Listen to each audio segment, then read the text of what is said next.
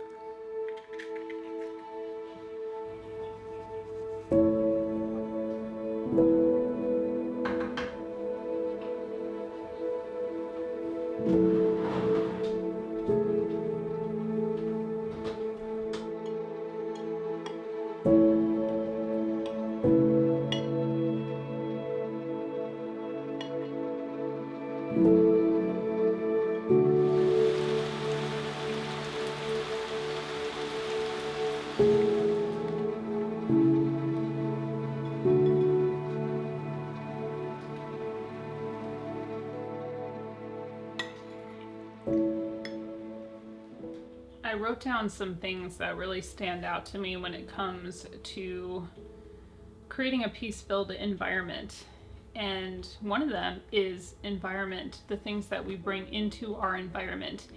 That can include the things that we allow in our environment. We talked a little bit last time, and on my last Tea with Lee sit down on our members block and on Patreon, talking about being a gatekeeper, what we allow for our eyes, for our ears, and for our hearts, what we allow ourselves to speak, the things and the amount of things that we allow in our home, and the tone that they set. Structure plays a big part in a peace-filled life, and that starts with structure for ourselves. It starts with our own self-control, and it starts with our own self-discipline, the structure that we have for ourselves. And I think that routines, so long as they don't become an idol and you don't become inflexible, I think that routines are wonderful for setting structure and creating a more peace-filled environment. Boundaries are something we talked about in the vlog last week, and boundaries are very much a part of creating a peace-filled life. It is possible to have firm boundaries put in place with gentleness. Boundaries are a way not only of preserving ourselves and our own peace, but sometimes it's actually a way of preserving our relationships with others or our relationships with the things around us. Honesty, clarity, and gentle confrontation.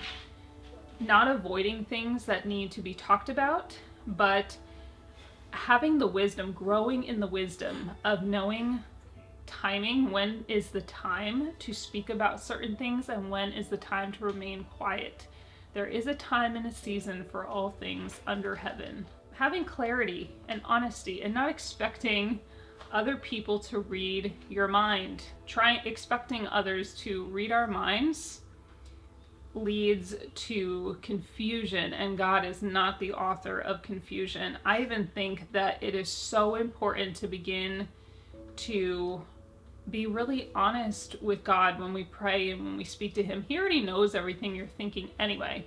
And so trying to sugarcoat things, beat around the bush, or hide things from God, not only doesn't work, but it's definitely not leading to you feeling more peace and freedom. Acknowledging needs, acknowledging your own needs, and again, properly sharing those with others and acknowledging them to yourself, but also acknowledging the needs of others, because we're in a society where selfishness is being promoted, and making sure that we are being aware of those needs around us and not disproportionately only aware of our own needs. Learning healing and healthy coping skills. We all need them. It's a crazy world. We've all been through some stuff, right? And we need to learn to develop healthy and healing coping skills. Things that begin to help heal and regulate our nervous system and help us to process the things that we've been through so that we can develop healthier patterns and break generational chains and things that we don't want to repeat in our lives. Replacing the unhealthy coping skills that maybe we've been using for some time with things that actually have value and help to regulate our nervous system rather than fuel the dysregulation. Remembering that every single thing starts in the mind. And it's pretty impossible to create a peace-filled home when our thought life is chaotic. And the thought life is one of the hardest things to work on. It's really no joke. And it was one of the biggest things that I had to work on overcoming in my healing journey. But it was also something that I had to realize that I had to work on in order to create the type of environment that I wanted to here in our home. Because our thoughts will eventually become our feelings, and that will eventually become the things that we speak. And part of having a peace-filled home is guarding and having boundaries around the things that are appropriate in our space to say and not to say. And all of that starts in the mind. Sometimes we don't even realize the things that are going on repeat in our mind and how toxic they are. Sometimes we don't realize how much we are perpetuating our problem in a victim state of mentality in our mind. Train our mind to begin to think new thoughts so that we can speak new things, that we can begin to speak life over our relationships and our home and ourselves and our situations and our body, instead of speaking curses and death. That is truly at the root of a peace-filled life. Lastly, just acknowledging again that at the end of the day, the only person that we can really control is ourselves. That is where we need to begin our relationship with our Creator, the way that we think, the way that we speak, the tone that we use, how we choose to move about our life and interact with the world around us.